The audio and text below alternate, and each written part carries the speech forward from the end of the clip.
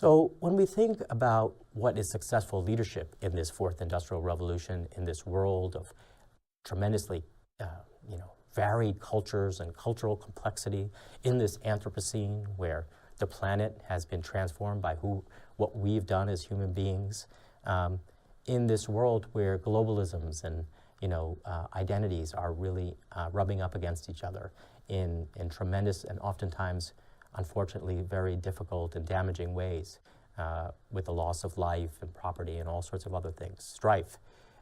What are the implications of this fourth industrial, this context for organizations and leaders? And that's what these courses and these modules will develop as you progress through the modules in the Entrepreneurship Bootcamp, or if you take the undergraduate versions of our 5 courses or the graduate ones, you'll be progressing. Really, each one of the courses and all of the content further develops your leadership and management, global leadership and management fluencies. What does effective leadership really mean in this world? We'll talk a lot about that. How do leaders perform the essentials of being successful and really being effective, but with a set of values and ethics and integrity, and a set of other characteristics, touchstones that we'll talk about that are so central. What are the implications of cultural context, as I said, across different cultures, different countries, different societies, different communities, different organizations? Again, we at Thunderbird pay very much attention, and what you're going to have in the second part of the courses, particularly at the undergraduate and graduate level, are these incredible opportunities to learn about your own culture, and what does it mean to be an effective leader within your own culture, with one of the most ambitious and historic studies called GLOBE that Professor Mansour Javidan and others are going to share with you, but also look at cultures that are very, very different from your own, so you can learn lessons. We can all learn lessons from not only our own cultures, but also from different cultures around the world. And in this era of rapid technological change, social and economic and political, cultural transformation, cultural complexity, we'll all need to continue to evolve. We'll all have to be lifelong learners. And the skill sets and mindsets will be in a set of areas, including which are the following: developing and practicing purpose and vision. What is your, mine, each one of ours, purpose and vision for ourselves, for our organizations, for our communities, our societies, and the world? Developing and practicing ethics and integrity. What are the value sets, the moral foundations? What will make us feel and be really grounded, if not even graceful leaders? Ones that have an ethical core, a set of non-negotiables, but not rigid, but just that guide us in the way we practice leadership and management. How do we develop and practice power and attractiveness? Now, power could be formal authority. You actually have a position, a leadership or management position that gives you certain authority sets, capabilities to make certain types of decisions. But oftentimes, authority is very informal. And even with formal authority, it's not always the best to be doing command and control and trying to lead with a top-down way. Being able to attract and to inspire and to motivate is a powerful set of leadership competencies and skill sets. Developing emotional and social intelligences, being able to read a room and what's going on with our teams, with our families, with our communities, with our societies, being able to engage where people are, understanding where the emotions are, and bringing people together. One of the great lessons from Daniel Goleman in his wonderful book and then subsequent books and the vast literature on emotional and social intelligence was that you could have very high IQ, but you still might not be a successful and effective leader. That's because if you have low EQ, emotional intelligence, you're not likely to be able to bring people together around a purpose, around a vision, to be effective, to be resilient, to be adaptive. And that's the next set, developing and practicing agility and resilience. We need both, and the pandemic has only made this even more clear, and in the 21st century more generally. We need to be resilient. Challenges, barriers, crises will confront us in multiple and rapid order.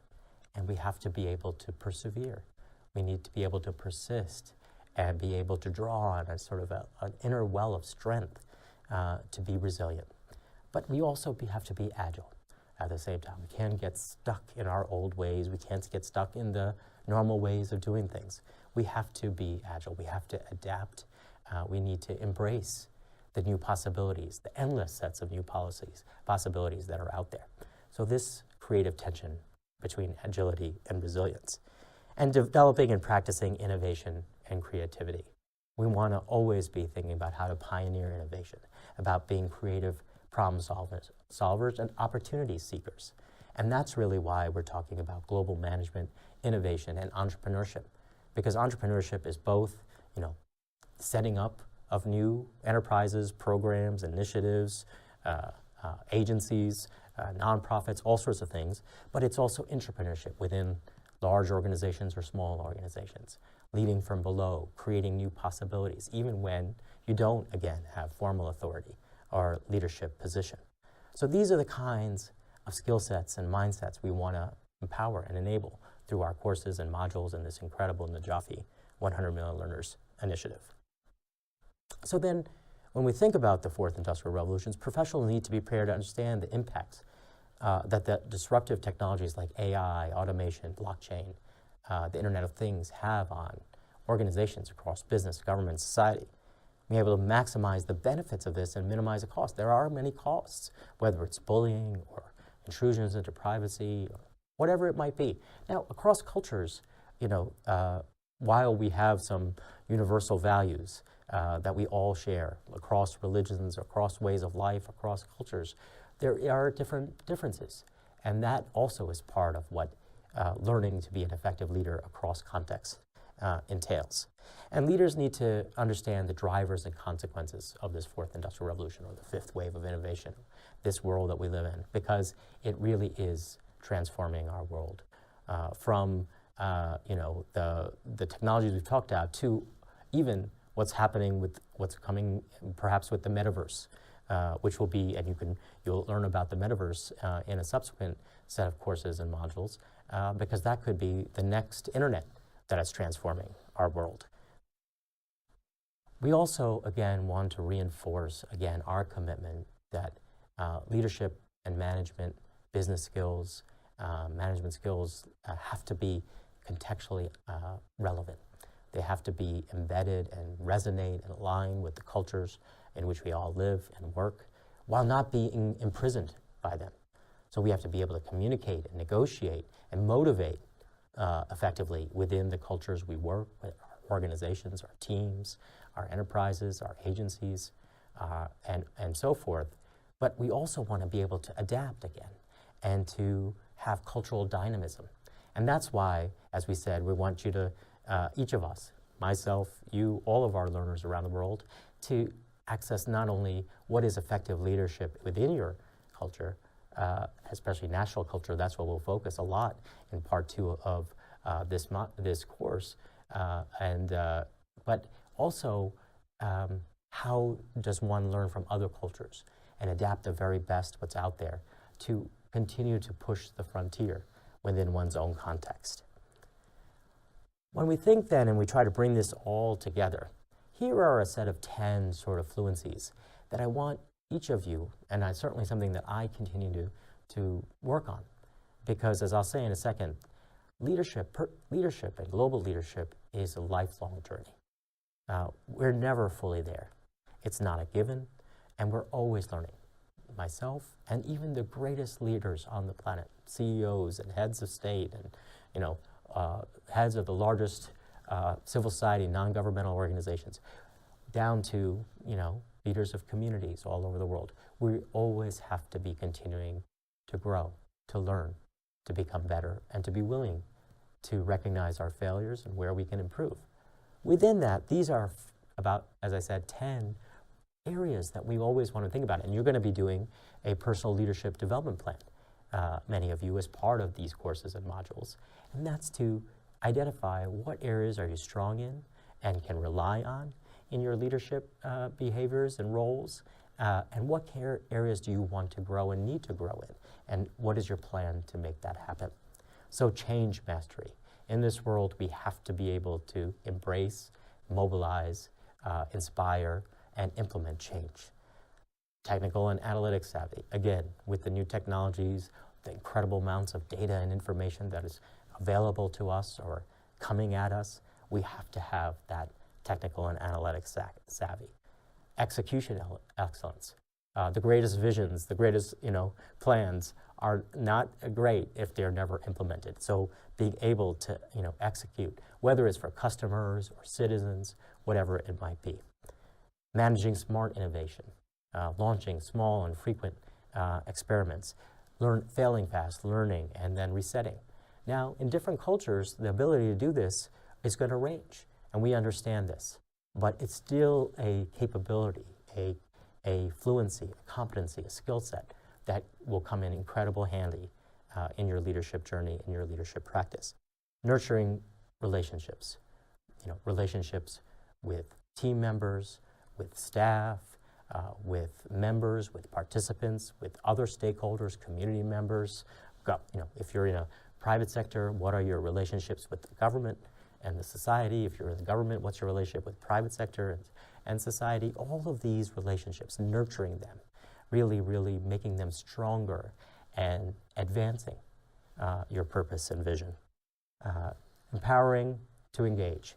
What we want to do is really unleash not only your own leadership and capabilities and innovation and entrepreneurship, but all those around you. And that's what really amazing leaders do.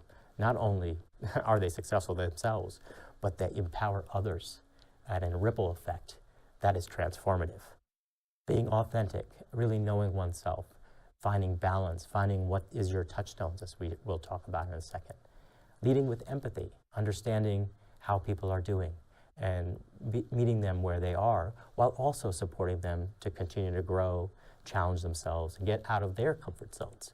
Now, empathy only becomes vastly more important during the pandemic, as so many of us have struggled with physical challenges, illnesses, health, loss of life, economic, social, psychological, mental.